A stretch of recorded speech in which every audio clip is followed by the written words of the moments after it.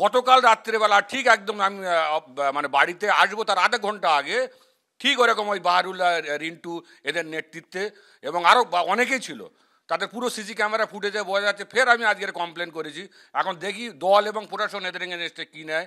আমি দিদির কাছে গিয়ে সেদিনকে বিজয়ের প্রণাম নিতে গিয়েছিলাম, দিদি বলে ঠান্ডা ঠান্ডা থাকে দেখছি। এখানে যেদিনকে একটা ঘটনা ঘটে আমার অফিসে ভাঙচুর হয়, তার আগের মুহূর্তে এখানে যিনি দায়িত্বে আছেন তিনি অভিষেক ব্যানার্জিকে, আমাদের দলের সর্বনেতা, ওনাকে আমি সম্মান জানিয়ে বলছি, ওনাকে একটা SMS করে বলেছেন যে আমি কি তাহলে ভাঙড়ের দায়িত্বে আর থাকবো না। উনি বলে দিয়েছেন ঠিক আছে তুমি যেমন কাজ করছো কাজ করো। সেই SMS সন্ধ্যে 7টার সময় ওখানে যারা যারা ঘটাপুকুরে অফিসে পাঠিয়ে বেরিয়েছিল সব প্রত্যেককেও দেখিয়েছে, দেখে তাদেরকে উত্তেজিত করেছে, তারপরে তারা আমার অফিসে ভাঙচুর করেছে। ওরা একদম পুরো প্রাণে মারার চেষ্টা করছে। মানে আমি তো এখানে আমার রুজি রুটি ব্যবসা বাণিজ্য সব বন্ধ করে দিয়েছে। দলের উচ্চ নেতা জানছে, সব কিছু জানছে। শাসক দলের গোষ্ঠী কোন্দলে ফের উত্তপ্ত হয়ে উঠল ভাঙড়। তৃণমূল নেতা কাইসার আহমেদের বাড়ির সামনে হামলার ঘটনা ঘটে। গতকাল সন্ধ্যায় কাইসারের বাড়ি লক্ষ্য করে বোমাবাজি হয় বলে অভিযোগ এবং তৃণমূল বিধায়ক শওকত মোল্লার অনুগামীদের বিরুদ্ধে এই অভিযোগ উঠছে। প্রাণহানির আশঙ্কা প্রকাশ করছেন তৃণমূল নেতা কাইসার আহমেদ। সিসিটিভি ফুটেজে কাইসারের বাড়ির সামনে জমায়েতের ছবি ধরা পড়ে। আবারও উত্তপ্ত ভাঙড়। তৃণমূলের গোষ্ঠীকন্দলকে কেন্দ্র করে আবার উত্তপ্ত হয়ে উঠেছে ভাঙড়। আমরা রয়েছি কাইসার আহমেদের বাড়ির সামনে।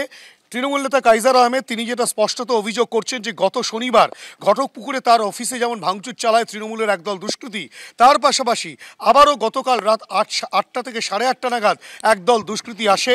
তারা মূলত এই রাস্তা দিয়ে আসার পর তারা তার বাড়ির সামনে এসে গালিগালাজ করে, তার পরিবারের সদস্যদেরকে গালিগালাজ করে এবং তার পরিবারের সদস্যরা যেটা অভিযোগ করছেন, কাইসার আহমেদ যেটা অভিযোগ করছেন যে আসার সময় দুষ্কৃতীরা বোমা ছোড়ে এবং যাওয়ার সময়ও বোমা ফাটাতে ফাটাতে তারা চলে যায়। এলাকার মানুষজনকে ভয় দেখাতে এবং কাইসার আহমেদের পরিবারকে ভয় দেখানোর জন্যই কিন্তু এই ঘটনা, তেমনটাই কাইসার আহমেদের অভিযোগ। পাশাপাশি তিনি অভিযোগ করছেন প্রাণহানির তিনি আশঙ্কা করছেন এবং এই গোটা ঘটনা যারা ঘটিয়েছে তারা আর কেউ নয়, শওকত মোল্লার অনুগামী বলে পরিচিত। তাদের মধ্যে বাহারুল ইসলামের ভাই সহ একাধিক তৃণমূল কংগ্রেস কর্মী সমর্থক তারাই কিন্তু এসেছিল।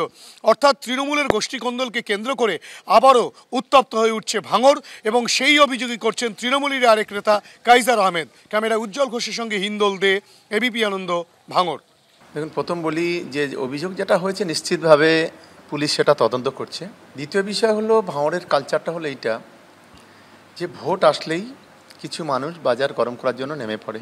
2023-এ যার কোনো ভূমিকা ছিল না, 2024-এও তার কোনো ভূমিকা ছিল না, বরং বরাবরই দলের কোনো লাভ হোক সেটা তারা কখনো চায়নি। পুলিশ তদন্ত করলে সব বেরিয়ে আসবে তো, কারা ভাঙচুর করছে, কারা, ওটা কি পার্টি অফিস ছিল না প্রমোটিং অফিস ছিল না ওখানে কি ছিল না ছিল, পুলিশ ফুললি তদন্ত করছে। সেখানে সিসি ক্যামেরাও আছে, পুলিশ তদন্ত করছে, নিশ্চিতভাবে বিষয়টা ক্লিয়ার হয়ে যাবে।